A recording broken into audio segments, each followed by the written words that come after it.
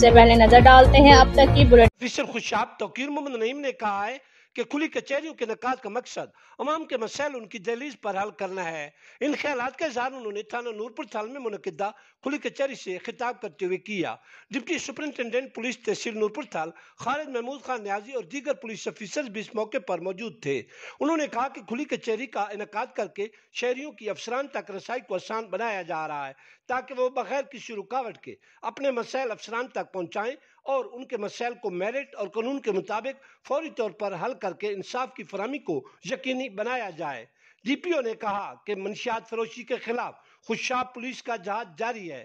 آپ کے پاس اس سے متعلق کوئی بھی معلومات ہوں فوری طور پر پولیس کے نوٹس میں دیں، ان کے خلاف سخت کارروائی عمل میں لائی جائے گی۔